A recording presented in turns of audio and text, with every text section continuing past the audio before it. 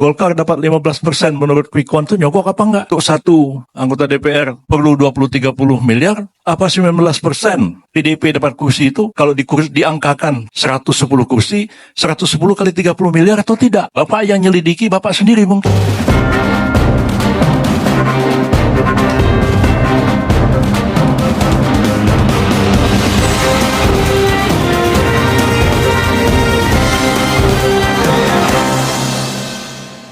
Tidak mau negeri ini dipimpin oleh pemimpin yang memenangkan pertarungan pemilu dengan cara curang. Haram hukumnya. Karena itu pertanggungjawaban dunia akhirat. Jadi haram hukumnya kita dipimpin oleh orang yang mendapatkan kekuasaan dengan cara curang. Dengan cara membayar, dengan cara mengakali sirekap, dengan cara mengakali manual dan lain sebagainya. Karena itu, kalau kita melawan hari ini adalah perlawanan konstitusional, bukan perlawanan inkonstitusional. Kita tidak melawan orang, kita melawan sebuah fenomena, kecurangan, ketidakadilan, ketidakbenaran, dan hal-hal yang merusak demokrasi kita. Karena kita tidak ingin negara ini menjadi negara otoriter kembali. Kita tidak ingin negara ini seperti negara Orde Baru. Karena itulah kita butuh perlawanan agar demokrasi kita tetap tegak. Sekiranya wacana angket ini datang dari Pak Deddy Sitorus, mungkin tidak akan terjadi kehebohan dan gonjang-ganjing yang berkepanjangan. Karena beliau mengatakan bahwa kita bukan mau mempersoalkan hasil dari pemilu, khususnya Pilpres, tapi kita ingin meneropong pelaksanaan pemilu ini untuk kita tahu di mana kekurangan, kelemahan, dan kesalahannya. Lalu kita melakukan perbaikan untuk masa depan. Saya kira kalau seperti itu, kita semua menyambut gembira. Walaupun tentu ada tanda tanya juga. Sebab panitia angket itu sendiri dibentuk oleh DPR. Dan anggota panitia angket itu adalah prasi-prasi DPR itu sendiri. Dan kalau kita memang mau menyelidiki pelaksanaan pemilu ini, betul-betul jujur, adil, seperti amanat konstitusi, tidak curang, tidak suap menyuap, tidak sogok menyogok, itu dilakukan pasti secara menyeluruh. Tidak hanya Pilpres, karena pemilu kita ini serentak. Pilpres, kemudian DPR, DPR Provinsi, DPRD, DPRD Kabupaten Kota, DPD. Dan tadi Pak Deddy Sitorus mengatakan, semua ini uang. Untuk jadi anggota DPR pusat aja 20-30 miliar, kabupaten mungkin 4-5 miliar. Jadi panitia angket DPR yang terdiri atas partai-partai itu, yang malam ini ada 3 orang tokoh, ada Pak Pipin dari PKS, ada Pak Deddy dari PDIP, Pak Maman dari Golkar. Mereka juga akan melidiki dirinya. PDIP dapat 19% itu nyogok apa enggak? PKS dapat 70% itu nyogok apa enggak? Golkar dapat 15% menurut quick count itu nyogok apa enggak? Kalau tadi dibilang untuk satu anggota DPR perlu 20-30 miliar, apa 19% PDIP dapat kursi itu kalau diangkakan 110 kursi, 110 kali 30 miliar atau tidak? Bapak yang nyelidiki, Bapak sendiri mungkin. Pak Maman akan nyelidiki dirinya sendiri. Lalu apa orang mengatakan, ini cuma dagelan aja ini angket ini. Saya sebagai ketua partai PBB yang gak kebagian kursi, ya saya senang aja nonton. Oh, rupanya bapak-bapak ini dapat 19% nih, keluarnya 30 miliar satu orang. Ya PBB gak dapat kursi, ya gak satu perak pun keluar uang. Berarti ya kami partai yang paling jujur di Republik ini.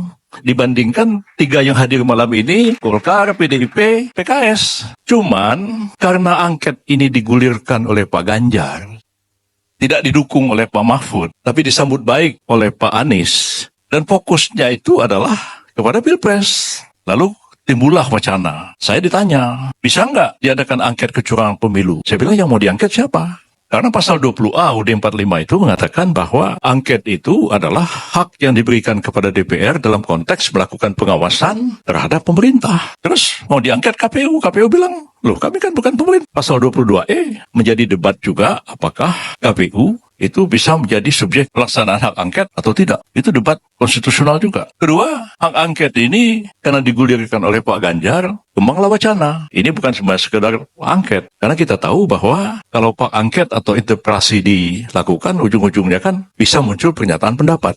Di samping rekomendasi. Nah, yang mengatakan pernyataan pendapatnya itu ujung-ujungnya pemakzulan.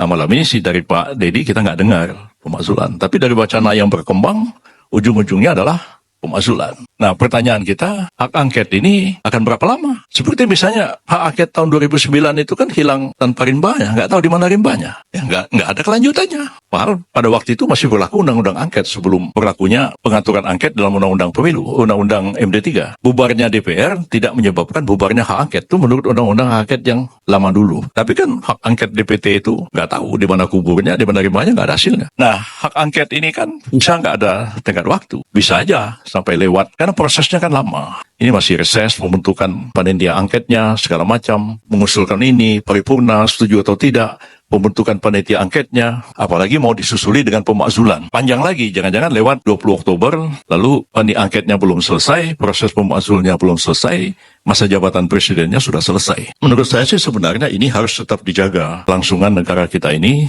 tanggal 20 Oktober itu suka atau nggak suka, ya presiden baru harus dilantik. Kalau tidak akan terjadi kevakuman kekuasaan yang tidak menguntungkan siapapun di negara kita ini. Sebab presiden habis masa jabatannya, menteri bubar, triumvirat bubar, yang ada tinggal Panglima TNI dan Kapolri, nggak tergantung pada masa jabatan presiden. Ya, hanya di tangan mereka lah kekuasaan negara ini dalam situasi vakum. Nah, itu yang saya kira harus kita pikirkan dalam-dalam tentang penggunaan dari hak angket itu sendiri. Kalau kita lihat juga sebenarnya pelaksanaan angket yang berdasarkan pada pasal 20A dari Undang-Undang 45 itu selain memang akan memakan waktu, tidak berujung, tapi gonjang-ganjing politiknya kita nggak tahu akan kemana. Pasti keributan-keributan yang akan terjadi, protes-protes akan terjadi. Dan karena itu saya sebenarnya tidak cenderung mengatakan harus melakukan hak angket kalau memang hak angket itu ditujukan untuk hasil menyelidiki kecurangan dan ujung-ujungnya kan adalah hasil pemilu itu sendiri. Saya memang pernah berpendapat, dan tadi dikutip oleh Pak Refli Harun, itu tahun 2014 sebagai ahli saya dihadirkan di MK. Pada waktu itu saya mengatakan MK itu mestinya tidak lembaga kalkulator. MK itu bisa membatalkan hasil pemilu kalau pemilu itu kecurangan.